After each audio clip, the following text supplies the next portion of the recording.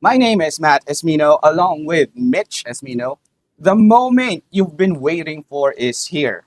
Finally, due to popular demand, especially from his fangirls, the Ilocos Times presents one of the most talked about personalities all over the country. Smart, good looking, and passionate.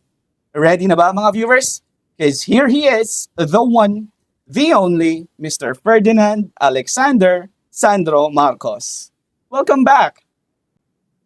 Thank you very much, Matt. Although I am very undeserving of that introduction, I appreciate it very much.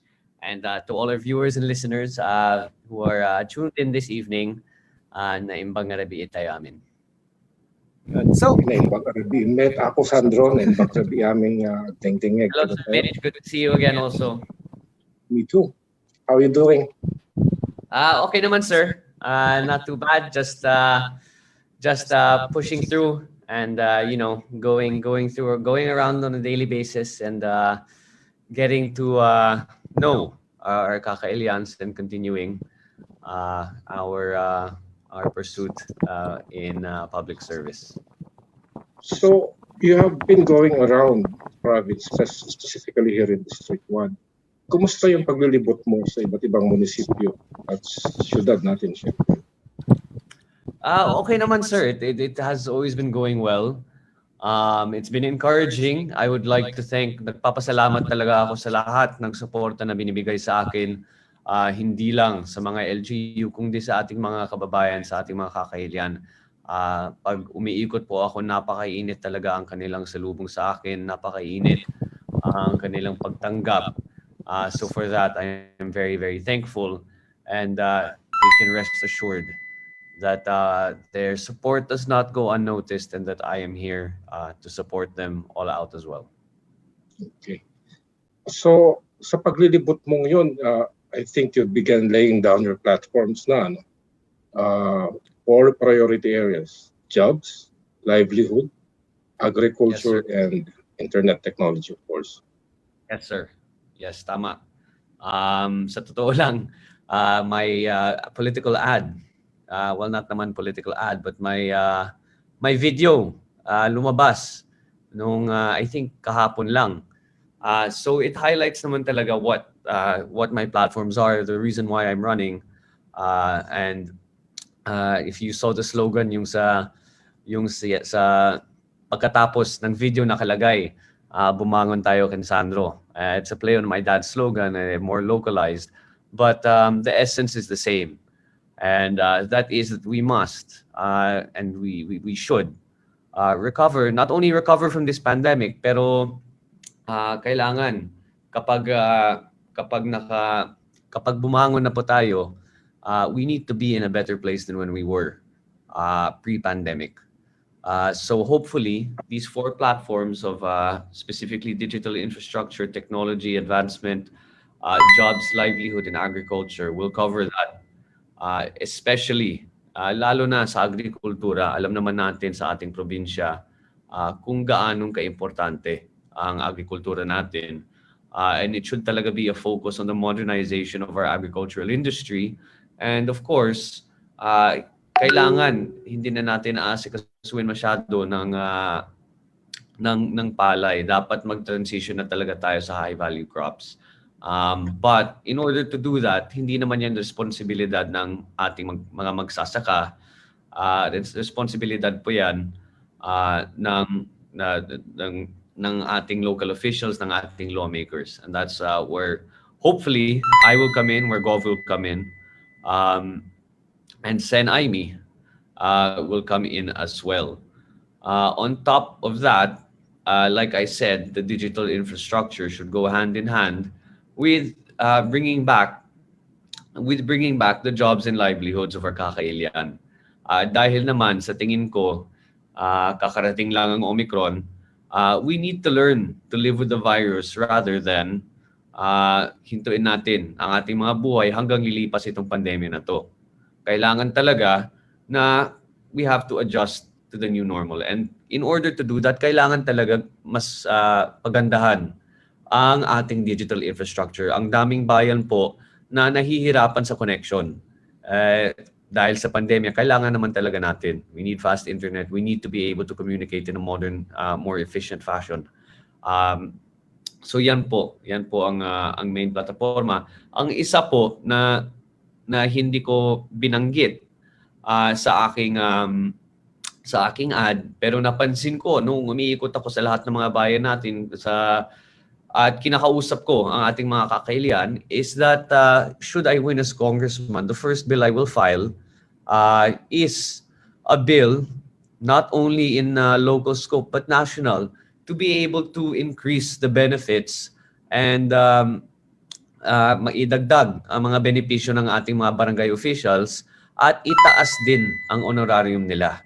Dahil naman alam natin na napakahirap ang kanilang trabaho sa pandemya. I always say, hindi lang naging double time, hindi lang naging triple time, naging quadruple time ang mga ginagawa nila. So sa tingin ko naman, dumating na ang oras na dapat ipakita na din dapat ipakita ang pamahalaan ang kanilang utang na loob sa ating mga frontliners, sa ating mga barangay officials. Alam naman natin ang honorarium ng mga barangay officials is nowhere near enough compared to the work that they do. So that's going to be my first House bill on top of the digital infrastructure, on top of hopefully assisting the agricultural industry through legislative means. Okay, so binanggit mo agriculture. During our previous interview last Saturday with Lawag Councilor Handilao, he said he would in-interview na siya. Ano yun? In-interview na siya. Sa Handilao no Saturday. He said to watch gusto raw niyang maglagay ng agriculture center here in Lawag City kasi alam din niya na agriculture talaga ang means para ma-drive yung economy natin ng province. So, matutulungan mo siya pag nanalo ka siguro. Of course, sir, tutulungan natin. Napakagandang idea po yan. But I think we need to take it a step further. Alam naman natin si Cons Handy is of course running for Councilor of Lawag. So ang kanyang inaasikaso ay ang Lawag. Pero kailangan din natin tignan ang mga iba't ibang bayan. Lalo na outside of Lawag, napakalaki ang sektor ng agrikultura. But I think where Lawag comes into importance is through the exporting of agricultural goods. Kaya yan po ang dahilan kung bakit napakahalaga itayo ang isang agricultural center sa Lawag at sa mga iba't ibang bayan. I think Lawag should focus on the trade, the export, the trade and the export of agricultural goods, lalo na kapag naka-transition tayo sa mga high value crops. Hindi lang dapat palay ang tinatanim natin kundi mga iba't ibang crops or seedlings. Dahil sa rice tarification law ay bumabagsak naman talaga ang presyo ng palay. At sa tingin naman natin hindi na yan tataas eh. So we need to find alternative means of income for these farmers. And that will come through promoting not just high-value crops, but fostering international trade and exporting to those provinces, to those neighboring states with less arable land. Ang mga iba't ibang probinsya na hindi gaanong kalaki ang kanilang agrikultura at nangangailangan ng kahit anuman. So I think that's where the Lawag Agricultural Center will play in terms of exporting and trade. Ang mga agricultural centers sa iba't ibang bayan outside of Lawag should focus on production, so that there are these synergies that come into play once the economy gets going again, hopefully sometime this year. So dapat talaga, I hate to take my dad's line, pero totoo naman talaga, dapat bumangon talaga tayo. Dapat bumangon na ang Ilocos. At sa tingin ko, ako naman ang tamang kandidato para makarating tayo dyan. At maasahan naman talaga ang ating mga kakailian na gagawin ko lahat ang aking kakayanin hanggang makarating po tayo dyan. Okay. Meron ding ano dyan. Medyo long-winded yung answer, but it's alam mo naman ang agrikultura ay napaka-importante pero napaka-complex din. Ang daming factors at play. So So- kailangan talaga pag-aralan natin ng mabuti. So pwede rin pumasok dyan yung mga SMEs, di ba? Small and medium industries. Exactly. So paano mo sila tutulungan kung sakaling nasa kongreso ka na? Well, above all else, I think that Congress is a quasi-national. It's what you call a quasi-national collegiate body. Mga batas na pinapasa ay national, ay may mga local at may mga national din. I think for something like this, especially pagdating sa SMEs, dapat may mga incentivization programs that will come from the national government but should be pushed by the lawmakers.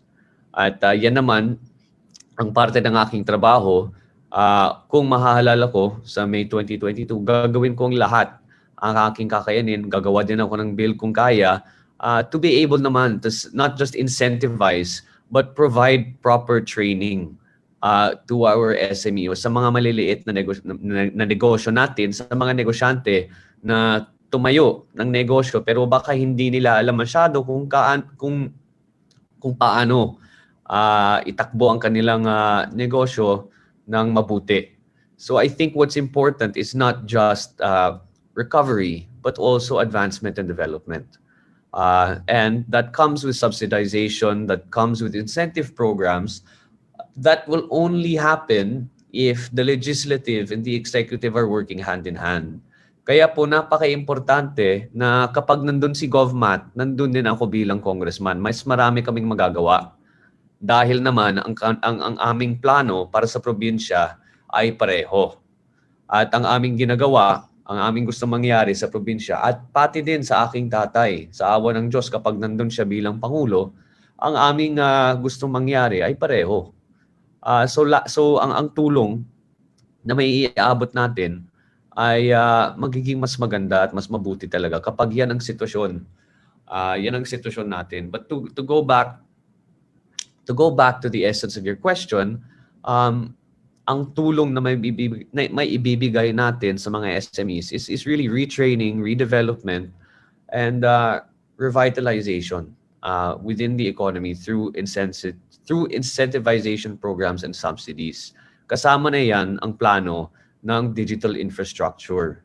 We cannot just rely on C2C, consumer to consumer. Dapat may mga iba't ibang plano din to be able to scale para mas malaki naman ang kita ng ating mga kakailian. Okay, so you touched on digitalization.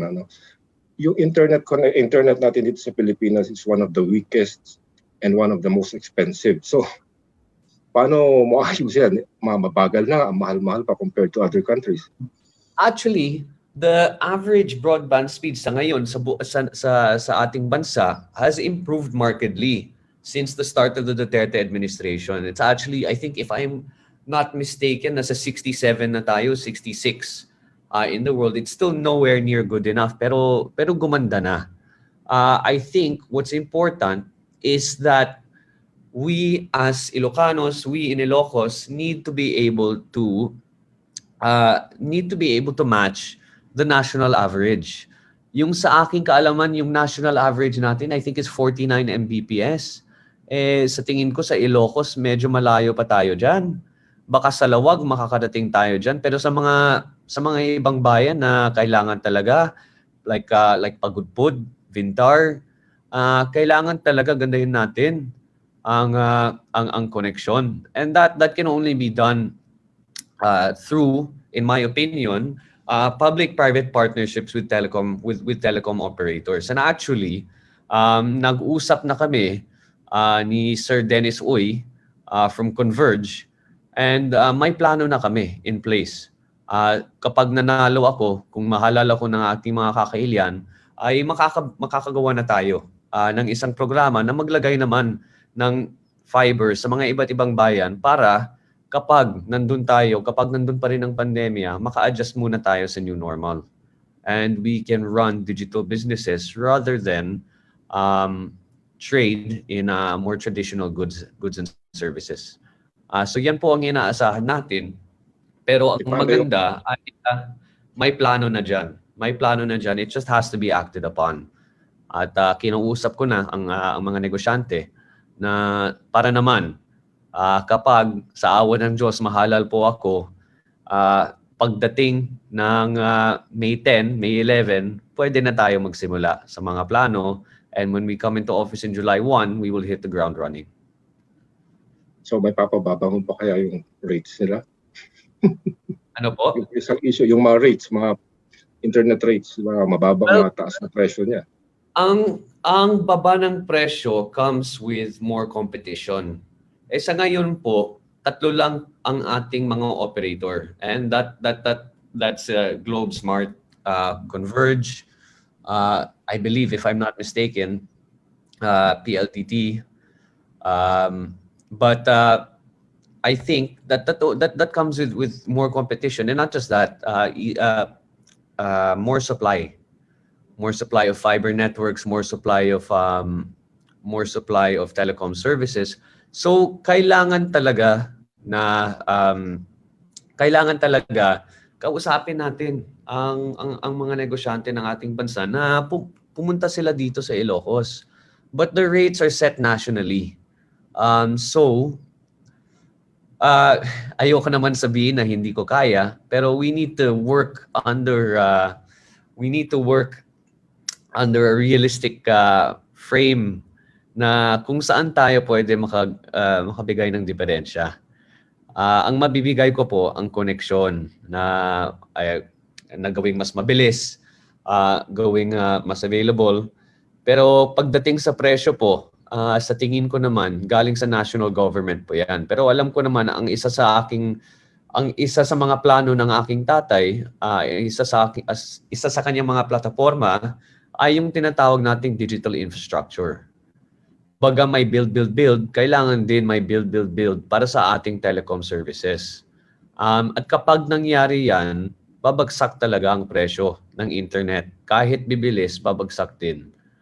So dapat asahan din natin yan at dapat din alamin ng ating mga kakailian na ako naman bilang isang millennial sir, alam mo naman kailangan ko talaga ang internet, kailangan ko talaga ang wifi. So maaasahan talaga ako ng ating mga kakailian na gagawin ko lahat ng aking kakayanin para makarating tayo dyan. And hopefully naman, kung mahalal ang aking tatay bilang Pangulo, I think makikita din natin yan. Speaking of which, internet, Facebook, social media, we saw your new video ad in the Solid Sandro District 1 Facebook page. Yes, sir. It has reached 300,000 views in less than 2 days. Talaga? Maganda yung video. Ano, okay na yung pagkagawa mo? Alam mo, sa totoo lang, sir, to tell you the truth, hindi ko pa napanood. Alam mo bakit? Mo.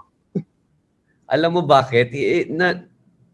Parang medyo weird na pinapanood mong sarili mo tapos parang nahihiya lang ako na nung nakakatuwa na nga nung sinushoot natin, nahihiya talaga ako kasi hindi talaga ako sanay. Ako po ay isang public servant, hindi po ako artista. So may mga I don't know, may entertaining experience pero I'll watch it at some point. Pero sa ngayon parang nahihiya pa rin ako na panoorin ang sarili ko eh. But if it's garnered that much popularity, I'm thankful. Nagpapasalamat ako. And I hope naman na ang ating mga kakailian ay makinig sa mensahe na kailangan talaga bumangon ng ating probinsya at nandun naman ang aking mga plano para tayo ay bumangon at para tayo ay papagandahin po ang Ilocos Norte, lalo na sa unang distrito. Nung sinabi kong maganda yung video, ang ibig kong sabihin is talaga you deliver your message across very, very clearly. So, meron ka bang funny or memorable experience during the shoot? Funny or memorable experience during the shoot? Funny or memorable experience? Well, like I said, hindi ako artista, public servant lang ako. So, tawa ako ng tawa. As in, I had to reshoot maybe 20 times yung mga director na pipikon na sa akin dahil tawa lang ako ng tawa. At sinabi ko, sorry sir, pero hindi talaga ako sanay sa mga ganito. Also,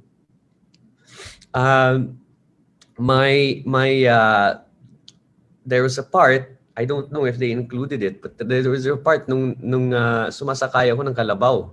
Oh. To be able to emphasize, yung agricultural part. And that, I guess, that yun isa sa mga memorable moments. Dahil nung sumasakay ako, akala ko kontrolado naman. So, cut. So, akala ko I would get off the Carabao na. Pero wala, hindi huminto. Pumunta lang ng pumunta, medyo nakakatakot. Pero sa wakas, nakaalis naman ako. Pero I guess that was one of the more memorable experiences, sir. Okay, ang isa pang nag-mark sa akin doon is natawa ako doon yung call center agent na biglang tumayo sa likuran mo. I'm sorry po? Yung call center agent na biglang tumayo sa likuran mo while you were talking. Doon ako natawa, parang hindi ka ba nagulat no? Biglang may tumayo sa likuran. I think hindi ko na naalala yun. Yes, of course, the call center. I didn't know na tumayo siya bigla. Okay ba? Okay ba yung scene na yan? Okay yung scene niya. Kaya lang inaalala, baka bigla ka nagulat kasi bigla siyang tumayo. Well, thankfully hindi ako nagulat. Oo. Anyway, okay. Ito pa, dahil ikaw, Marcos ka, yung pangalan mo usually either, dalawa lang naman kasi yan, either therefore you or against you. Ikaw mismo, naging target ka na ng online trolls dahil nga popular ka sa social media. So, paano mo nakakayanan yung mga ganong bagay? Mga tira sa'yo? Alam mo sir, hindi na ako nakikinig sa mga ganon. Any criticism is good criticism if you're a politician, if you're a public servant. Paano ka naman gagaling kung hindi ka makikinig sa mga tao na sinasabi hindi ito maganda? Kailangan mas magaling ka dito. That's the only way you can improve. At kung hindi ka nakikinig sa mga detractors mo, or hindi ka nakikinig sa mga criticisms, ibig sabihin hindi ka gagaling. But I think I've come to learn na may mga tinatawag nating honest criticism sa mga tao na sinasabi nila yan sa'yo dahil gusto talaga nila na gumaling ka.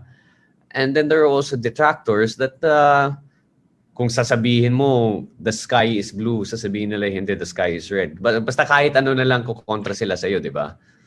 So I guess nasanay na ako sa ganun, pero dahil nasa Ilocos tayo, I guess nasaswertahan ako dahil napakainit talaga at napakaganda ang sinasabi ng ating mga kakailian. And I have nothing but good things to say. And wala lang ako masabi kundi maraming salamat.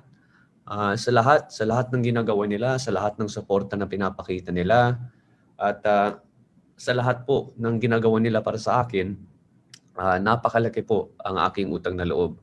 Na yung pagdating naman sa politika, ang mga, I guess, alam naman natin ang aking katunggali kung ano-anong sinasabi, kung ano-anong tinatawag sa aking pamilya. Pero okay lang, hindi ko pinapansin ang mga ganun. Dapat we must and we should run a positive campaign based on messaging, based on development, and based on recovery. Hindi dapat ang ating kampanya ay focus lang sa pagbatikos ng kahit anumang issue na hindi naman totoo. At alam naman natin, sinasabi ng mga tao, kapag nangyayari yan, ibig sabihin, they can't bring themselves up, so they have to bring others down. Pero kung yan ang diskarte nila, di okay lang. Pero para sa akin at para sa aking pamilya, hindi tayo gumagawa ng ganun. Dahil alam naman natin, basta't may plano, basta't okay ang aming mensahe, magugustuhan naman ng tao. Okay, so tapos na tayo sa mga heavy. Balik punta tayo sa mga lighter side. Pero simula ko na Tapos rin. na? Na-enjoy ako. Ito, if you decided against entering politics, what do you think would you be doing now? Ooh, what would I be doing now? Well, nung nasa London ako, I worked in finance for 2 years. Dahil sinabi ko sa sarili ko na gusto ko naman ipakita na pwede naman akong magtrabaho sa ibang bansa na i-support ang aking sarili. So ginawa ko muna yan. But I think kung wala ako sa politika, I'd be working for baka ADB, mga ganun, the Asian Development Bank. I'd be working for an economic think tank. I guess same, yan ang pinag-aralan ko at doon talaga ako mahilig eh. So sa mga ganun, yeah, mga research firms, economic think tanks, yung mga development banks. Actually, yan ang isa sa mga pinag-isipan ko before before pumasok ako sa politika, baka mag-ADB muna ako dahil may opisina sila dito sa Manila. Pero sa tingin ko, nung nalaman ko na sa tingin ko gusto ko talaga makipagserbisyo sa taong bayan, sa ating mga kakailian, pinili ko na lang yung Kongreso para handa na ako kapag tumakbo na ako. So I'll pass you on to Matt na para sa mas... Oo na nga, Sir Matt. Mga narinig boses mo.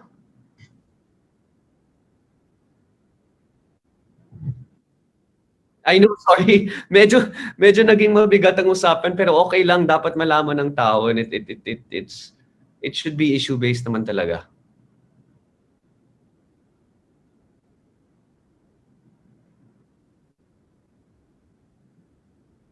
Tama, sir.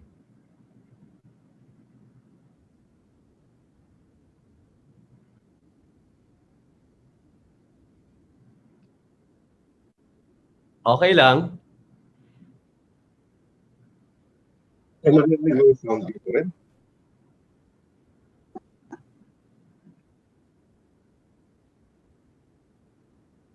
Yes.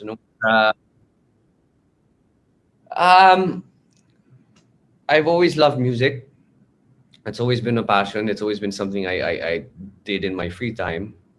I started when I was 11 years old. Pero wala, ginagawa ko lang, parang hobby lang yan eh. And then when I went to college, I needed a way to make money. Dahil my parents said, if you can find a job, do it. So it just happened naturally. And then I ended up doing it while I was studying. So I guess, yeah, that's the explanation. We're a very musical family naman talaga eh. Ever since. So I guess nakuha ko yung pagmahal ko sa music galing sa tatay ko. Oh yes, 11 years old. Okay. Sana all na lang eh, masasabi ko dyan. I wish I could get into music that early noon rin. So, okay, we're all Ilocanos here, di ba? Mga Ilocano naman tayo dito. So, we Opo. have so much dishes. So, ano ang pinaka-paborito mong Ilocano foods? Mickey and empanada. Okay, perfect combo. Yeah, pupunta ko talaga yan. Mickey and empanada. Yung Mickey na maanghang, tapos yung empanada from... May isang tindahan kasi yung parang sinasabi nilang orig, yung galing sa Batak. I think Glories ba ang pangalan? Was it Glories or Glomies? And it's one of those, I think. Magkatabi silang dalawa. Oo. Diba? Oo nga. And those are my two favorite na Ilocano foods. And of course, kilawin. I love kilawin. Uy, pwede yung pangpulutan, no? Kilawin. Opo. Anyway, so yun, foods, empanada, Mickey. Ayan. So sa mga nanonood dyan, try nyo rin pag hindi nyo pa na-try. Masarap siya. And yung mga Ilocano viewers, mga kailyan natin, alam nating masarap talaga siya. And now, let's split the comment section for a bit. Are you sa pets, are you a dog person or a cat person? Dog. Dog. Buong pamilya ko. We prefer dogs over cats. We've always had dogs in our family up to now. Really? What kind of breeds do you have? May isang American Bulldog and may isang Golden Labrador. Pero ngayon na nakatira ako dito sa Ilocos, gusto ko pa na ng isa eh. Nanghahanap pa ako ng isa pang aso para naman may kasama ako sa bahay. But hindi pa ako nakahanap. Oh, hindi pa nakahanap. Oh, ayan, narinig nyo. You heard it first. Sir Sandro Marcos is looking for a dog. A pet dog. So, and now let's move on to movies. Eto, ano yung favorite movie genres mo? Wow, favorite movie genres. I can give you my favorite movies. Oh, sure. Wala Top akong three. favorite na genre kasi gusto ko lahat, but my favorite movies, The Prestige, Goodfellas, and Scent of a Woman. Oh, Kung hindi mo pa yan napanood, maganda yan. I'll look into it soon as possible. I think I've heard of the Yeah. Goodfellas though, so papanoorin ko rin yan. So, eto, request nila to parate. All the time. Gusto nila magpa-shoutout. So, we did something like post your comments, your questions for Mr. Marcos. No, so babasa ako dito ng mga comments na pinili namin from the announcement post, if it's okay with you. No problem. We'll pick 5. So, here, eto from Miles Dorin, Ilocos Norte. If you are given a chance to time travel, what particular era would that be and why? If I was given a chance to try time travel, what particular era would it be and why?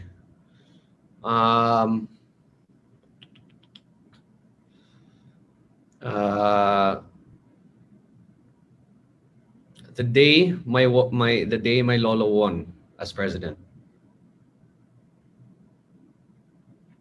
And because, yun, tanong ni Miles Doreen. I'd want to see how campaigns are ran back in the day. I'd want, most of all, I never met my grandfather. And to have the opportunity to speak to such a brilliant mind and such a brilliant person would be amazing. If there was another era that I would go to, besides that, medyo cheap answer yun eh. So I'll give you another one. Maybe the times where the Roman Empire was still a thing. Just to see how society was, just to see the advancements, just to see how it was run. Yeah, so para makita natin talaga yung sinabi nila, Rome wasn't built in a day. One day, exactly. All right, let's is it okay if you give Miles Doreen a little shout out? Ano pangalan niya? Miles Doreen. Okay, Miles Doreen from Ilocos. Maraming salamat sa inyong suporta. Sigurado ako na makikita ko to sa TikTok mamaya. Pero like I said, thank you so much.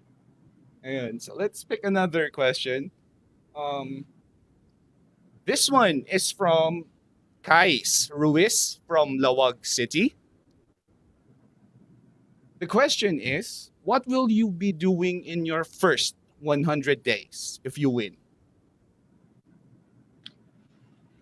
What will I be doing in the first 100 days if I win? Trying to put forward the platforms that I have set out to do. Lalo na pushing for the bill, like I said, increasing the benefits and making the honorarium of our barangay officials higher. I think that is going to be my priority, and hopefully we'll get there. Also, sa tingin ko, isa sa mga quick fix natin sa Ilocos Norte is the problem of connectivity. Like I said, ang ating digital infrastructure, ang ating internet, kailangan pagandahin natin kaagad. Dahil the quicker that we do it, the quicker we can recover, the quicker we can adjust. So those are the two main things I would do in my first 100 days as a congressman. Of course, kung mananalo ang aking tatay, kasama din dyan ang kanyang legislative agenda via the executive. But that's a conversation for another time. Oh, ayun, guys. Nakita mo, narinig mo na yan, guys. Is it okay again if you give her a little bit of shout out? Anong pangalan niya? Ayan, Kais Ruiz. Kais Ruiz, ang aking fellow Lawagenyo. I hope you have a great 2022 and maraming salamat sa suporta. Maraming salamat sa inyong tiwala. Okay, let's pick one more. This one is from Rizel Carino, taga Bangi. Kung saan madaming windmills. Describe a time when you came out of your comfort zone.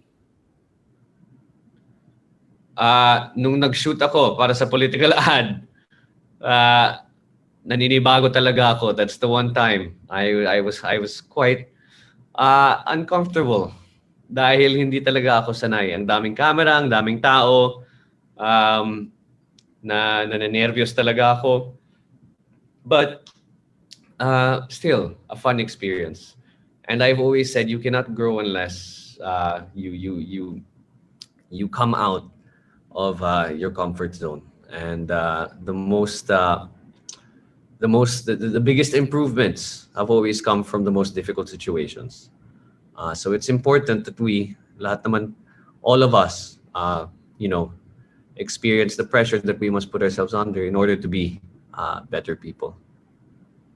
Oh, ayan, Rizel Carino from Bangi. You heard it here, Bangi, thank you for the support. Maraming salamat po. At sana naman maaasahan ko ang suporta mo po. Pero sa ngayon po, ako po ay nagpapasalamat sa inyong tanong. Ako po ay nagpapasalamat sa inyong pagkakinig or sa inyong pagkanood ngayong gabi na ito. Okay, so ayun. And let's pick one more. Pero ito sobrang mahaba. Is it okay? Go, please. All right. So this one is from Izel Colobong from Lawag City. So ito yung question niya. Let me catch my breath for a bit. Medyo mahaba. Hi, sir. As frontliners, we have suffered both illness, ridicule, and death during this pandemic. The hazard pay the national government promised wasn't equitably distributed. And although the provincial government did its best to provide us with the needed equipment to battle COVID-19, it was still just early enough. Now, if you win as Ilocos Norte's first district representative, will you look after Ilocos Norte health workers, especially those in government hospitals, by passing laws that will help them from future health emergencies and by providing them the appropriate remuneration for their services? Yes, of course. I think the most important thing there, katulad sa sinabi, ano pangalan niya po? Izel Colobong from Opo, Lawag. Giselle. I think ang pinakamahalaga dyan is that the remuneration, ang sinabi mong hazard pay na hinawak ng national government, I think that in future, I think either that law has to be amended or ratified to make sure na kung nandun na yon, it has to be safeguarded. Ang nangyayari is the distribution was inefficient, hinawak, inipit. So dapat lang we should provide a law wherein the hazard pay becomes systemic. It does not become conditional. And so I think that's important and dapat natin pag-aralan yan. Sa totoo lang. I won't tell you na alam ko lahat tungkol sa alam ko lahat ng solusyon or alam ko lahat ng hazard ang ang ang kailangan gawin pagdating sa hazard pay, kailangan ko muna pag-aralan ng mabuti. But rest assured na I think that's yan ang tamang that's the step in the right direction is the safeguarding and systematic improvement to make sure that our health workers who have worked so hard and so tirelessly during the time of this pandemic not only get the remuneration they deserve, but also also get increased benefits and further recognition. So that would be my answer to Ma'am Giselle. Oh, ayan. They're watching from Provincial Hospital daw, Mr. Marcos. Kaya ayun. Talaga. So sa lahat ng mga tao sa Provincial Hospital na nanonood, maraming salamat sa lahat ng inyong ginagawa para sa ating probinsya. Maraming salamat sa lahat ng inyong ginagawa para sa ating mga kakailian. Kayo naman talaga ang tunay na bayani ngayon. And will always be naman talaga. So just tiag na po. Watch over yourselves, frontliners. Mahal na mahal talaga namin kayong lahat dito. Talaga, mahal na mahal ka namin. And I just got a request, Sir Sandro, na shout out daw po kay Ivy Vicente from Lawag, law student from NWU. Okay, Ivy Vicente from Lawag. Shout out, maraming salamat sa inyong suporta. Kung ikaw ay isang law student, good luck. If you are taking the bars, good luck. The bars, if you are taking the bar exam, good luck. And sana naman, galingan mo, mag-aral ka ng mabuti. Yan, Miss Ivy Vicente, mag-aral na mabuti. And thank you so much for the time, Mr. Sandro. At ako, buti nakaulit tayo, no? Kasi parati nilang kinukulit ng mga to. These people. Okay lang, sabi ko na nga sa inyo, kahit kailan, nandito ako para sa usapan natin, para sa interview natin. Ang bilis na nga lumipas ng oras, nag-enjoy ako. Pati kay Sir Mitch. Actually, alam mo, sa totoo lang, enjoy naman talaga ako sa mga mabigat na tanong because that's really naman where you see and importante naman talaga at mahalaga na pag-usapan natin ang mga policy, ang kailangan gawin ng ating probinsya. But thank you, of course, Sir Matt. I guess ito po ay isang oportunidad din para makilala ako ng ating mga kakailian through the lighter question. So thank you so much to the both of you. Maraming salamat sa mga nanonood. And I hope to see you both as soon as possible. Yeah, me too. So We'd be honored. thank you very much, Sandro. And yeah, we had, I think, 40,000 viewers right now. So how many? 40,000. Oh, 50,000 na raw pala. Mabilis tumataas. So, wow. Yeah. So hopefully we could do this again. And if we could do this in person, the better siguro. No problem. Basta papayag si Gov na pwede na tayo mag face-to-face interview. At, baka kasi sabihin na naman nila na wala ka naman talaga dito. So let's prove them wrong siguro. Sure, no problem. Puntahan ko kayo. Okay, sige. Thank you again, Sandro, and yeah, more power and good luck. Maraming salamat. God bless to the both of you. And you as well.